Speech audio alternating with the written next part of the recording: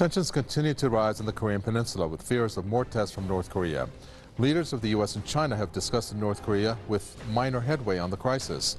In this edition of the debate, we'll discuss how serious the North is in conducting another missile test, how close the U.S. and North Korea are to a war breaking out, or will U.S. President Trump and the Chinese president reach an agreement on the matter? Tensions continue to rise on the Korean Peninsula as the threat of a military confrontation between the U.S. and North Korea seems to be at its highest. During a phone conversation with his U.S. counterpart, Chinese President Xi Jinping called for a peaceful resolution of the situation and stressed that Beijing is committed to the denuclearization of the peninsula. The communication between the leaders underscores the increasing sense of urgency as the situation escalates amid concerns that North Korea could soon conduct a sixth nuclear test or more missile launches. We are sending an armada, very powerful. We have submarines, very powerful, far more powerful than the aircraft carrier, that I can tell you. And we have the best military people on earth. The comments of U.S. President Donald Trump come after he ordered the deployment of the nuclear-powered aircraft carrier USS Carl Vinson strike group to the Korean Peninsula. Trump had already warned of taking a unilateral action against Pyongyang and said the U.S. would solve the problem with or without China's help. The move has caused uproar in North Korea, with Pyongyang warning that it is ready for war and would nuke down American military bases at any sign of aggression. This is how North Koreans have reacted to the move. The U.S. is trying to isolate us, but the Korean people will stay united around our supreme leader and the party, and we will defend our national sovereignty. We will smash all the maneuvers of the U.S., and then we will achieve the final victory. The ongoing joint U.S.-South Korea military drills that began last month have also added fuel to the fire. Pyongyang sees the drills as a rehearsal for invasion. Washington is also going ahead with the deployment of its advanced missile system known as THAAD to South Korea, despite opposition from many inside South Korea in addition to Russia and China. Despite the ongoing tensions on the Korean Peninsula, leading candidates in the May 9th presidential election in South Korea have pledged to hold dialogue with Pyongyang, which they argue is the real solution to the crisis rather than threats and war. Trump has followed a hardline policy regarding North Korea since he took office on January the 20th. He came to power promising a foreign policy doctrine based on putting America first and avoiding messy conflicts in distant land. However, Trump's most recent decisions seem to signal that he's ready to follow the traditional U.S. policy of military interventions as an ultimate solution to issues around the world. Is let Obamacare explode? Well, I guess joining us for this edition of the debate, Jason Unruhe. He's a political commentator and analyst, joins us from Toronto. And we also have Michael Lane, founder of the American Institute for Foreign Policy, who joins us from Washington. I'd like to welcome both of you. So we're looking at a tense situation, and I'll start, Michael Lane, with you. At this point, the U.S. carrier group is steaming towards the Korean Peninsula. You have North Korea saying that it's ready for war. You have the Japanese, the Japanese Navy is planning exercises with the U.S., and this is one of many that has happened. And an influential state-run Chinese newspaper warning that the Korean Peninsula was the closest it has been to a military clash since North Korea's first nuclear test back in 2006.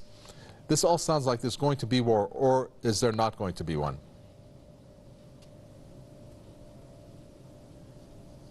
Do we have Michael Lane? At this point, whether or not there will be war, but the circumstances are such that essentially nothing has changed. North Korea has been threatening to use its military capabilities for a decade or more. The United States has been conducting a show of force with their naval assets in the Yellow Sea and in and around the Korean Peninsula for decades. Japan has been a cooperative ally of the United States for 60, 70 years. So essentially nothing has changed, although the rhetoric and the ratcheting up of the tensions seems to be there. There is still time for a peaceful solution to this emerging crisis. The solution, I think all parties agree, is the denuclearization of the Korean Peninsula. The only question that remains outstanding is exactly how that denuclearization takes place.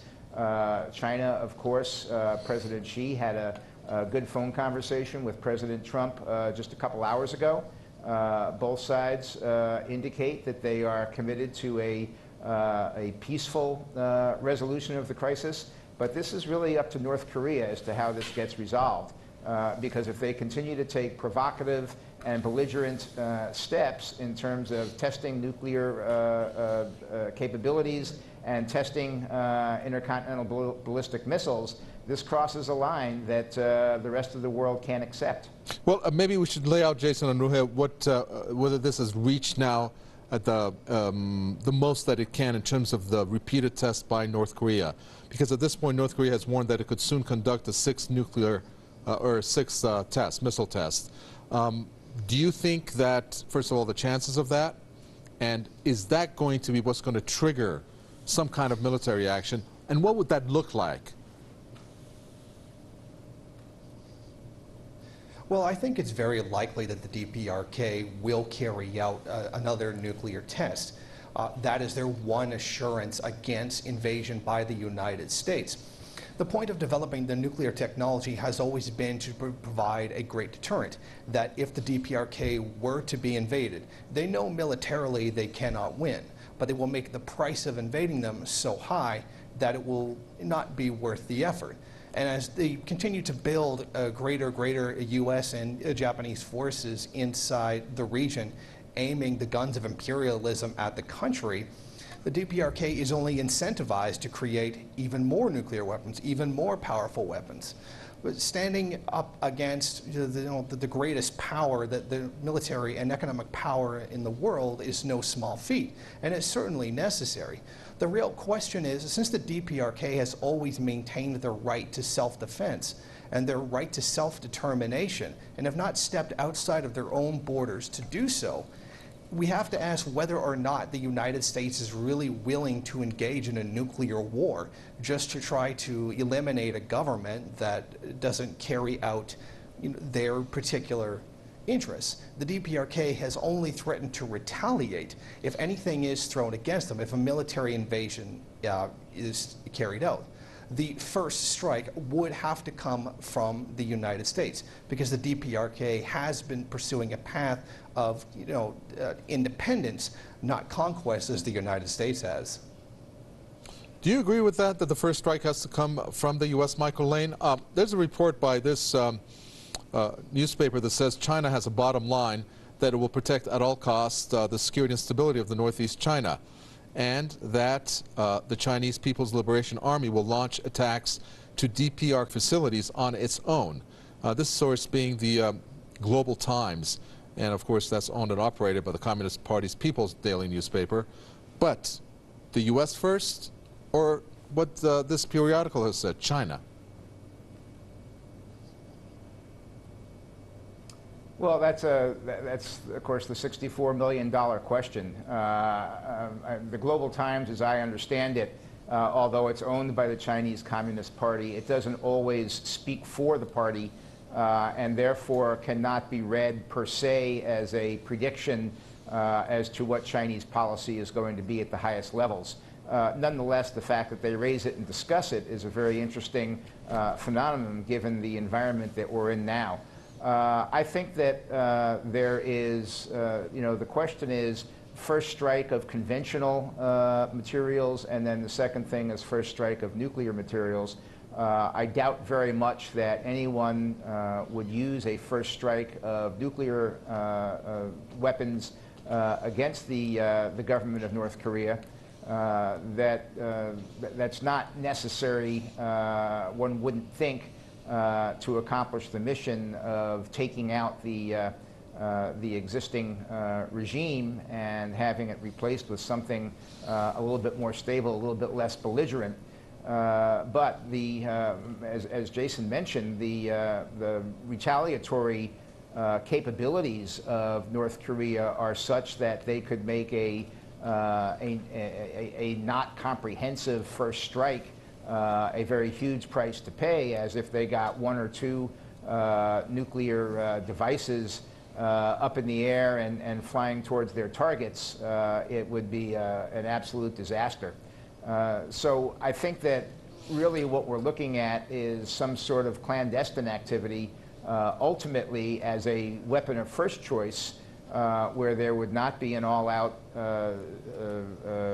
conflict between Korea and its adversaries, but really something along the lines of a surgical strike that would give the cooler heads in North Korea a chance to take control of the government, de-escalate, and work with the civilized world from there. Look, the real problem we're facing, I've been dancing around it, the real problem we're facing is the world considers Kim Jong-un to be extraordinarily unstable and irrational. And so conventional and rational measures to persuade him to take certain courses of action are perceived not to be effective. No one knows how he'll react. And when you're dealing with somebody who is irrational or perceived to be irrational, you know, you're playing blind and you're coming up with new solutions all the time. But I do think a surgical strike is the likely answer as a first try. Well, Jason Unruhe, let's look at Trump, even though he may not be as reliable as the newspaper that's owned by China in some respects in terms of the views he has expressed. But he has said that Xi can do more. Of course, they had a phone conversation just hours ago that said it was a positive one. But he has said we are going to go and solve this problem with or without China's help. So the question is China able to solve this problem or not? I would say that China can wield influence in this problem, but essentially this really does come down to what the DPRK decides to do, or what the United States decides to do. Both South Korea and China can wield as much influence as they want, but the real deciding factor is Kim Jong-un going to dismantle the nuclear program in order to hand over the control of the government to U.S. imperialist interests? Or is the United States going to attack them? China wants what South Korea would partially want as well, and that's a relative political stability in order to carry out trade between the two countries. It's far more profitable for the DPRK to be in a state of peace in order for China to carry out trade with them. When tensions are high like this, there tends to be a lot of shutting down of the special economic zones and other trade like that, and it's not good for the Shanghai Stock Exchange, etc. But China can ask the DPRK for whatever it is that they want, as much as they want. But this really comes down to the stubborn independence of the DPRK to determine their own destiny. And I sincerely doubt that China wields that much influence over them, and they have to make that determination for themselves. Michael Lane, maybe it's a good time that I ask a very simple question, one that hasn't been asked in this program, and that is, what is China's reasons for supporting North Korea?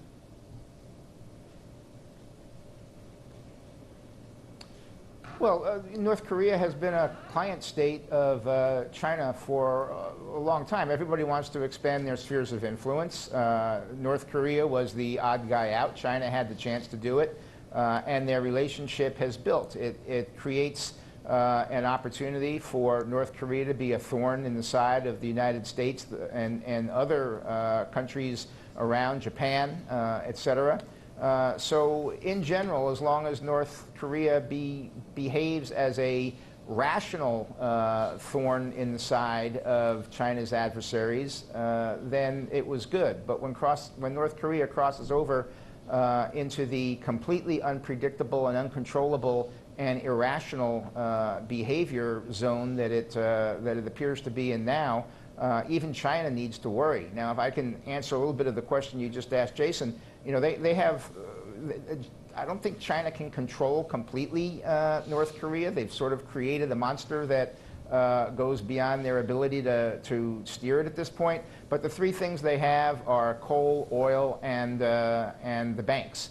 And they can refuse imports and exports with North Korea, bringing the regime even closer to economic collapse. And they can take away Korea's access to the international banking system by not allowing it to use Chinese banks as correspondent banks and thus access the world. Those are the three things they can do: trade and, or two things: trade and energy, and the Chinese banking system. If they did that, they would certainly have North Korea's attention. Whether or not Kim Jong-un at that point would begin to behave more rationally than he has in the past is unpredictable.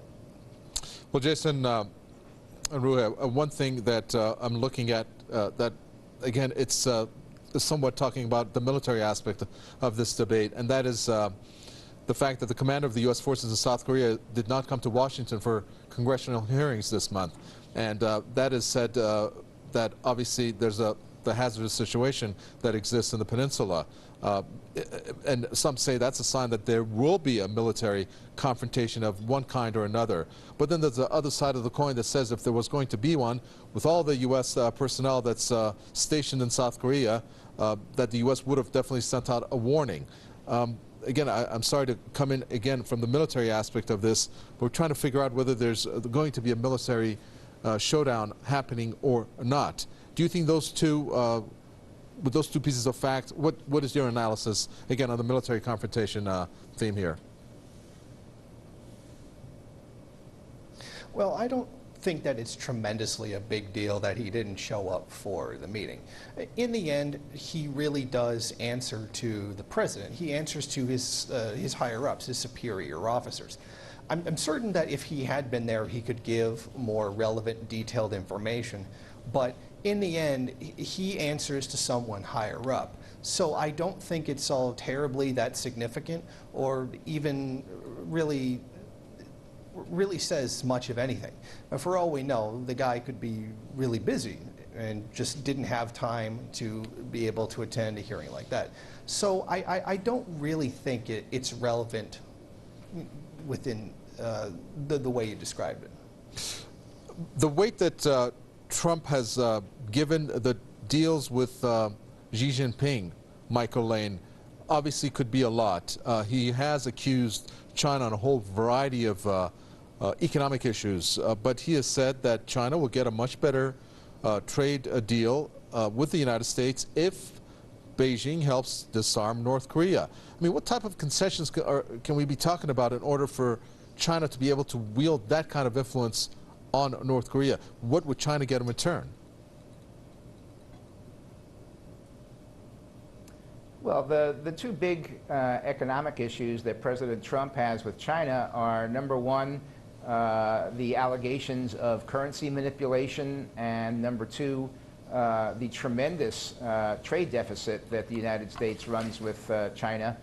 And I believe that you know, the first becomes really problematic. If you press a claim for currency manipulation, it takes on a life of its own, and it starts to grow, and international organizations get involved in it, and it really is a huge Donnybrook. If President Trump were to assure the Chinese that he would take, for the time being, that tool off the table and not press currency manipulation charges against China, while at the same time saying, okay, we're running this big a trade deficit with you, we want to get it down to this big, but we're willing to live with this big if you help us really, really resolve the North Korean problem. Those are two things I think that would be very attractive to China. Certainly the United States is a huge market for them. They would like to maintain it. And you know, it becomes a matter of their decision. Do they think that that they will be able to have a better relationship with the United States if the Korean issue is resolved? And what will they have to give up to resolve that Korean situation? I think President Trump hopes that they will see it his way and help to resolve it, and he's probably willing to be flexible in his negotiations if they are. Okay, we're going to end it there. Unfortunately, we just don't have the time. Thank you very much, Michael Lane, founder of the American Institute for Foreign Policy, talking to us there from Washington and from Toronto. Jason Unruhe, political commentator and analyst. Thank you for your comments. Thanks for tuning in to another edition of The Debate. From the Cover Top Way entire team in the capital Tehran, it's goodbye.